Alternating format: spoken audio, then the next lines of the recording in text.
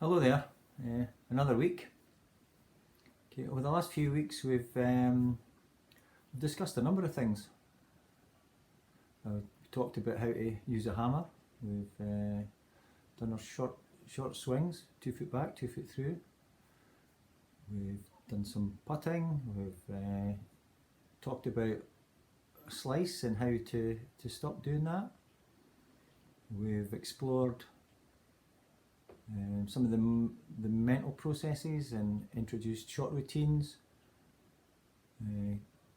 how to accept a shot when it's after it's gone. So we've covered a number of areas, quite a lot of information, but it's all been designed to heighten your awareness. Heighten your awareness of the club face, the golf club itself, and to become more aware of what part of the golf ball you're hitting. And it's also hopefully heightened some of the things that you may do on the golf course which impact your performance and get in the way of your performance.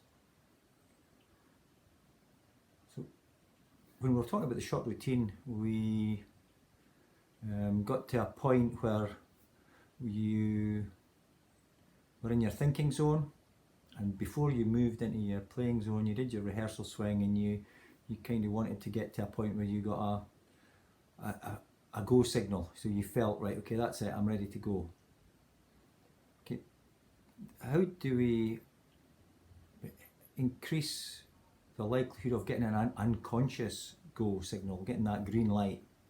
And so we're going to look at a few things this week on that. The first thing I want to explore this week is your dominant eye. Do you know whether you're right or left eye dominant? In most cases, a right-handed person is right eye dominant, and a left-handed person is left eye dominant. But that's not always the case. So how do we check? Simple thing is to get a bit of paper. You get a bit of paper and cut a hole in the middle of it. Okay, so you get something like this.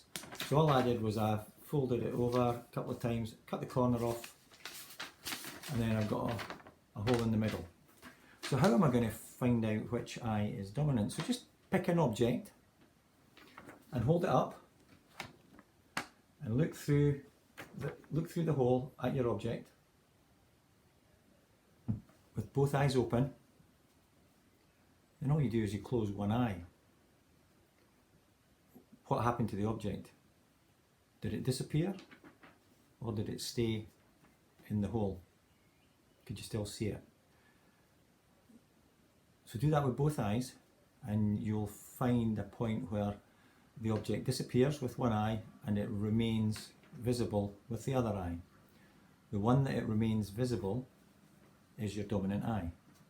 So I'm right eye dominant, and I just happen to be right-handed. So left-handers normally left, right-handers normally right, but not always the case. Why is knowing your eye dominance important? Well, it's actually going to help us when we come to pick a target, when we want to aim at a target and we want to set the club up aiming at that target,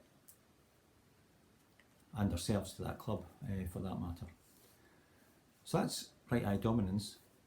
Also introduced pinprick aim when we were doing some putting drills. That is the smallest target, smallest thing that you can pick out. So if you remember, we put a T-peg in the back of the hole when we were putting, and that pinprick target makes the hole feel bigger. If you can constantly hit that small target, the hole is going to feel bigger, and it'll certainly appear bigger. So the same is true for full shots. So we'll look at when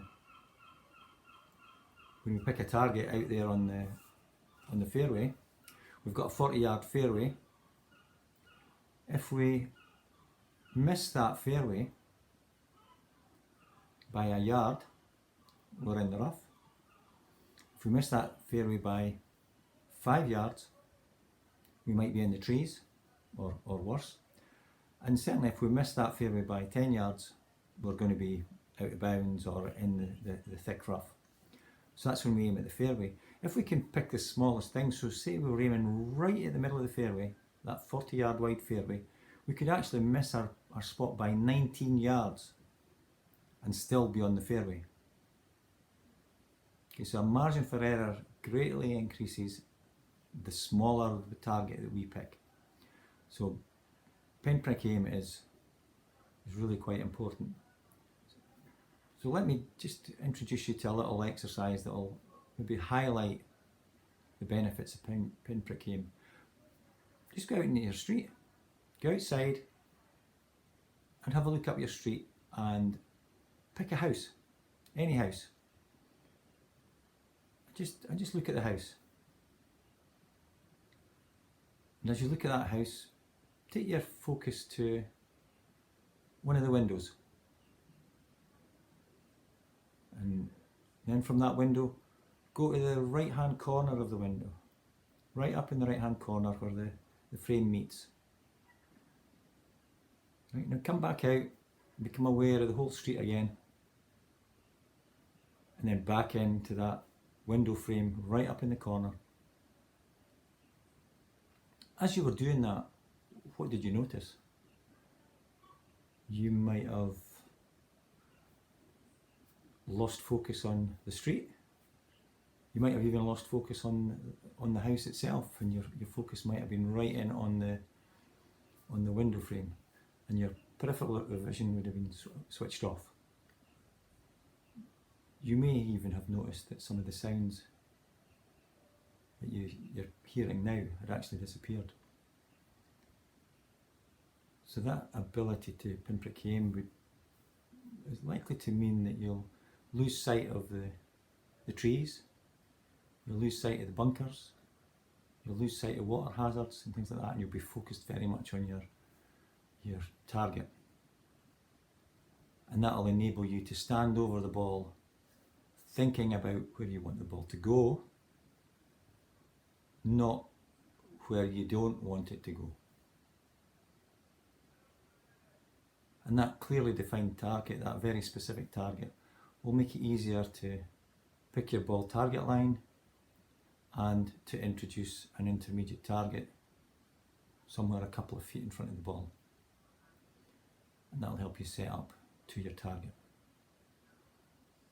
Okay, we'll use that a little bit more as in future sessions, but just find your dominant eye and do the pinprick aim exercise and just see how much more focused you are when you're concentrating and picking the smallest target you possibly can.